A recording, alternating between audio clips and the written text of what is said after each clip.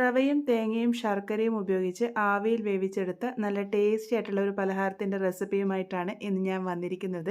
എല്ലാവരുടെയും വീട്ടിൽ സാധാരണഗതിയിൽ കാണുന്ന കുറച്ച് ചേരുവകൾ മാത്രമേ ഞാൻ ഇതിനായിട്ട് ഉപയോഗിച്ചിട്ടുള്ളൂ. ഇതെങ്ങനെയാണ് ഉണ്ടാക്കുന്നതെന്നൊക്കെ നോക്കാം. അതിനു മുന്നേ എൻ്റെ ചാനൽ ആദ്യമായിട്ട് കാണുന്നവരാണെങ്കിൽ വീഡിയോസ് ഇഷ്ടമാവുന്നുണ്ടെങ്കിൽ ലൈക്ക് ചെയ്യാനും ഷെയർ ചെയ്യാനും സബ്സ്ക്രൈബ് ചെയ്ത് സപ്പോർട്ട് ചെയ്യാനും മറന്നു പോവല്ലേ. സബ്സ്ക്രൈബ് ചെയ്യുമ്പോൾ തൊട്ടടുത്ത ബെല്ലൈക്കൺ കൂടെ പ്രസ് ചെയ്യുകയാണെങ്കിൽ ഞാനിടുന്ന പുതിയ വീഡിയോസിൻ്റെ നോട്ടിഫിക്കേഷൻ നിങ്ങൾക്ക് കിട്ടുന്നതായിരിക്കും. ഇതിനായിട്ട് ആദ്യം തന്നെ ഒരു പാനിലേക്ക് 1/2 കപ്പ് തേങ്ങ ചിരകിയതാണ് ചേർത്ത് കൊടുത്തിരിക്കുന്നത്. ഈ ഒരു തേങ്ങ ഒന്ന് ചെറുതായിട്ട് മൂപ്പിച്ചെടുക്കുകയാണ് ചെയ്യുന്നത്. അതിൻ്റെ വെള്ളപ്പറ്റൊക്കെ ഒന്ന് മാറി വന്നാൽ മതി, കളറൊന്നും മാറ്റേണ്ട ആവശ്യമില്ല. അപ്പോൾ അതാ ചെറുതായിട്ടൊന്ന് മൂപ്പിച്ചെടുത്തിട്ടുണ്ട്. കളറൊന്നും മാറ്റാതെ ഈ ഒരു രീതിക്ക് വേണം തയ്യാറാക്കി എടുക്കാൻ വേണ്ടിയിട്ട്. ഇനി ഞാനിവിടെ മിക്സറിൻ്റെ ചെറിയ ജാർ എടുത്തിട്ടുണ്ട്. അതിലേക്ക് 1 കപ്പ് റവയാണ് എടുത്തിരിക്കുന്നത്. ഇത് നല്ല നേർത്ത റവയാണ് ഞാൻ എടുത്തിരിക്കുന്നത്. നിങ്ങൾക്ക് ഏത് ടൈപ്പ് വറുത്തതോ വറക്കാത്തതോ ആയിട്ടുള്ള റവ ഉപയോഗിക്കാവുന്നതാണ്. ഇതുപോലെ നല്ല ഫൈനായിട്ട് ആദ്യം ഒന്ന് പൊടിച്ച് മാറ്റിയെടുക്കാം. അതിനുശേഷം ഇതേ ഒരു ജാറിലേക്ക് തന്നെ 2 മുട്ടയാണ് ചേർത്ത് കൊടുത്തിരിക്കുന്നത്. ഫ്രിഡ്ജിലൊക്കെ വെച്ച മുട്ടയാണെങ്കിൽ അതിൻ്റെ തണുപ്പ് മാറിയതിന് ശേഷം ഉപയോഗിച്ചാൽ മതി. ഇതാദ്യം ഹൈ സ്പീഡിൽ നല്ല പോലെ തന്നെ ഒന്ന് കറക്കിയെടുത്തിട്ടുണ്ട്. അതിനുശേഷം ഇതിലേക്ക് 1/4 കപ്പ് ശർക്കര പൊടിച്ചതാണ് ചേർത്ത് കൊടുത്തിരിക്കുന്നത്. നിങ്ങൾക്കിതിന് പകരം പഞ്ചസാര വേണമെങ്കിലും ഉപയോഗിക്കാവുന്നതാണ്. ഈ ഒരു ശർക്കരയിൽ അഴുക്കൊന്നും ഇല്ലയെന്ന് ഉറപ്പുള്ളതുകൊണ്ടാണ് ഞാനിവിടെ ഡയറക്റ്റായിട്ട് ചേർത്ത് കൊടുത്തിരിക്കുന്നത്. നിങ്ങൾ ഉപയോഗിക്കുന്ന ശർക്കരയിൽ കല്ലോ മണ്ണോ ഉണ്ടെന്ന് തോന്നുന്നുണ്ടെങ്കിൽ അത് ആദ്യം ഒന്ന് ശർക്കര പാനി ആക്കിയെടുക്കണം. 1/4 കപ്പ് ശർക്കരയിൽ ഏകദേശം 1/4 കപ്പ് വെള്ളമൊഴിച്ച് ശർക്കര പാനി ആക്കിയിട്ട് ഉപയോഗിച്ചാൽ മതിയാകും. അതപ്പോൾ ഇപ്പം ചേർക്കേണ്ട ആവശ്യമില്ല, അവസാനം ചേർത്ത് കൊടുത്താൽ മതി. അതുപോലെ ശർക്കര പാനിയാണ് ചേർത്ത് കൊടുക്കുന്നതെങ്കിൽ അതിൻ്റെ ചൂടാറി വന്നതിന് ശേഷം മാത്രം ഏറ്റവും അവസാനം ചേർത്ത് കൊടുത്താൽ മതി. ശർക്കരയും കൂടെ ചേർത്ത് ഞാനിവിടെ ഹൈ സ്പീഡിൽ തന്നെ ഒന്ന് കറക്കിയെടുത്തിട്ടുണ്ട്. അതിനുശേഷം ഇതിലേക്ക് 2 ടേബിൾ സ്പൂൺ റിഫൈൻഡ് ഓയിലാണ് ചേർത്ത് കൊടുത്തിരിക്കുന്നത്. റിഫൈൻഡ് ഓയിലോ നെയ്യോ ബട്ടറോ ഉപയോഗിക്കാവുന്നതാണ്. വെളിച്ചെണ്ണയൊന്നും ഉപയോഗിക്കേണ്ട, അതിൻ്റെ ആ ഒരു ടേസ്റ്റിൽ മാറ്റം വരും. ഓയിൽ ചേർത്ത് ഒന്ന് ലോ സ്പീഡിൽ ഒന്ന് കറക്കിയെടുത്തിട്ടുണ്ട്. അതിനുശേഷം നമ്മൾ നേരത്തെ പൊടിച്ച് മാറ്റി വെച്ചിരിക്കുന്ന റവയാണ് ചേർത്ത് കൊടുത്തിരിക്കുന്നത്. അതും കൂടെ ചേർത്ത് ഞാനിവിടെ ഒന്ന് കറക്കിയെടുത്തിട്ടുണ്ട്. ലോ സ്പീഡിൽ ഒന്ന് കറക്കിയെടുത്താൽ മതി. ഈ ഒരു രീതിക്കാണ് കൂട്ടുള്ളത്. അപ്പോൾ കൂട്ടൊരല്പം കട്ടിയായതുകൊണ്ട് തന്നെ ഞാനിവിടെ 1/4 കപ്പ് വെള്ളം ഒഴിച്ചിട്ടുണ്ട്. എന്നിട്ട് ലോ സ്പീഡിൽ കറക്കിയെടുത്ത ആ ഒരു കൂട്ടാണിത്. ഇതിലേക്ക് നമ്മൾ നേരത്തെ വറുത്ത് വെച്ചിരിക്കുന്ന തേങ്ങ കൂടെ ചേർത്ത് കൊടുക്കാം. ഇനി ഇതിലേക്ക് 1/4 ടീസ്പൂൺ ഏലക്ക പൊടിയാണ് ചേർത്ത് കൊടുത്തിരിക്കുന്നത്. ഒരു നുള്ള് ഉപ്പും കൂടെ ചേർത്ത് കൊടുക്കാം. ആ ഒരു മധുരമൊക്കെ ബാലൻസ് ചെയ്യാൻ വേണ്ടിയിട്ടാണ് ഉപ്പ് ചേർത്ത് കൊടുക്കുന്നത്. അതിനുശേഷം ഇത് മിക്സ് ചെയ്തെടുക്കാം. മിക്സ് ചെയ്തിട്ട് കൂട്ടിൻ്റെ കൺസിസ്റ്റൻസി റെഡിയാക്കി എടുക്കുകയാണ് വേണ്ടത്. ഇപ്പോൾ കൂട്ടൊരല്പം കട്ടിയായിട്ടാണ് ഇരിക്കുന്നത്.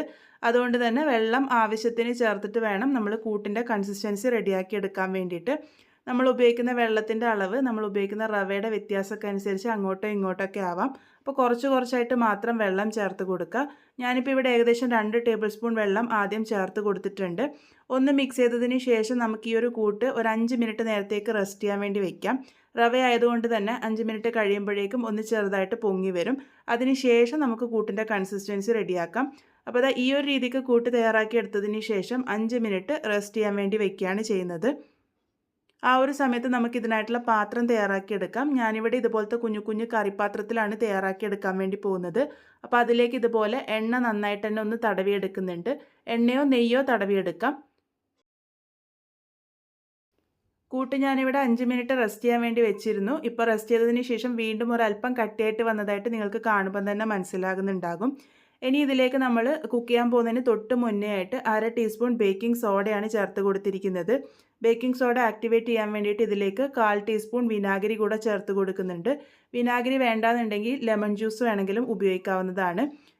അതും കൂടെ ചേർത്ത് നല്ല പോലെ തന്നെ മിക്സ് ചെയ്തെടുക്കുക. ആ ഒരു ചേർത്തിരിക്കുന്ന ബേക്കിംഗ് സോഡ എല്ലാ ഭാഗത്തേക്കും എത്തുന്ന രീതിക്ക് നല്ല പോലെ തന്നെ ഒന്ന് മിക്സ് ചെയ്തെടുക്കുക. ഇതുപോലെ മിക്സ് ചെയ്തെടുത്തതിന് ശേഷം നമ്മളുടെ കൂട്ടൊരല്പം കട്ടിയായതുകൊണ്ട് തന്നെ വെള്ളമൊഴിച്ച് കൺസിസ്റ്റൻസി റെഡിയാക്കുന്നുണ്ട്. ഏകദേശം 1/4 കപ്പോളം വെള്ളം ഞാൻ കൂടുതലായിട്ട് ചേർത്ത് കൊടുത്തിട്ടുണ്ട്. അപ്പോൾ ടോട്ടലായിട്ട് 1/2 കപ്പോളം വെള്ളം വന്നിട്ടുണ്ട്. നിങ്ങൾ ശർക്കര പാനിയായിട്ട് ചേർത്ത് കൊടുക്കുമ്പോൾ അത് നോക്കിയിട്ട് വേണം ചേർത്ത് കൊടുക്കാൻ വേണ്ടിയിട്ട്. ഈ ഒരു രീതിക്കുള്ള കൂട്ടാണ് ആവശ്യമായിട്ടുള്ളത്. ഒരുപാട് കട്ടിയായി പോവരുത്. ഇനി ഇതപ്പം തന്നെ കുക്ക് ചെയ്തെടുക്കണം. അപ്പം നമ്മൾ നേരത്തെ എണ്ണ തടവി വെച്ചിരിക്കുന്ന ആ ഒരു പാത്രത്തിലേക്ക് കൂട്ടൊഴിച്ച് കൊടുക്കാം. ഏകദേശം അരഭാഗത്തോളം അല്ലെങ്കിൽ 1/4 ഭാഗത്തോളം ആയിട്ട് മാത്രം കൂട്ടൊഴിച്ച് കൊടുത്താൽ മതി. ഇത് നന്നായിട്ട് പൊങ്ങിയൊക്കെ വരും. മുഴുവനായിട്ട് ഒഴിച്ച് കൊടുക്കരുത്. അപ്പോൾ ഇതുപോലെ ഞാൻ എല്ലാ പാത്രത്തിലും ഒഴിച്ച് കൊടുത്തിട്ടുണ്ട്. ഇതിൻ്റെ മുകളിലേക്കായിട്ട് ഞാനിവിടെ തേങ്ങാക്കൊത്താണ് ഇട്ട് കൊടുത്തിരിക്കുന്നത്. നെയ്യിൽ മുപ്പിച്ചെടുത്തിരിക്കുന്ന തേങ്ങാക്കൊത്ത് ഇതുപോലെ ഒന്ന് ഇട്ട് കൊടുക്കാം. ഇഷ്ടമില്ലാന്നുണ്ടെങ്കിൽ ഇത് ഒഴിവാക്കിയാലും കുഴപ്പമൊന്നുമില്ല. അതിനുശേഷം ഒന്ന് നന്നായിട്ട് ടാപ്പ് ചെയ്തതിന് ശേഷം നമുക്കിത് ആവിയിൽ വെച്ച് വേവിച്ചെടുക്കാം. അതിന് വേണ്ടിയിട്ട് നേരത്തെ തന്നെ സ്റ്റീമർ വെള്ളമൊഴിച്ചിട്ട് ആവി വരാൻ വേണ്ടി വെച്ചിരുന്നു. ആവി നല്ലപോലെ വന്നതിന് ശേഷം ഈ ഒരു പാത്രം ഇതിലേക്ക് ഇറക്കി വെച്ച് കൊടുക്കാം. അതിനുശേഷം മീഡിയം ടു ഹൈ ഫ്ലെയിമിൽ വെച്ചിട്ട് 15 മിനിറ്റ് നേരമാണ് നമ്മളിത് നന്നായിട്ട് ആവി കയറ്റി എടുക്കേണ്ടത്. 15 മിനിറ്റ് ആകുമ്പോഴേക്കും തന്നെ ഇത് പെർഫെക്റ്റ് ആയിട്ട് കുക്കായിട്ട് വന്നോളും. ഇപ്പോൾ ഇതാ 15 മിനിറ്റ് നേരത്തേക്ക് ഞാനിവിടെ നല്ല പോലെ തന്നെ ആവി കയറ്റി എടുത്തിട്ടുണ്ട്. നല്ല പോലെ പൊങ്ങിയൊക്കെ വന്നിട്ടുണ്ട്. ഇതുപോലൊരു ടൂത്ത് പിക്കോ സ്ക്യൂറോ ഉപയോഗിച്ച് ഒന്ന് കുത്തി നോക്കുക. അഥവാ നീറ്റായിട്ട് കിട്ടുന്നില്ലെങ്കിൽ മാത്രം എക്സ്ട്രാ ടൈം വെച്ചാൽ മതി. ഇതിപ്പോൾ നല്ല നീറ്റായിട്ട് തന്നെ കിട്ടിയിട്ടുണ്ട്. ഇതിൻ്റെ ചൂടൊക്കെ ആറി വന്നതിന് ശേഷം വേണം നമ്മളിത് ഡീമോൾഡ് ചെയ്തെടുക്കാൻ വേണ്ടിയിട്ട്.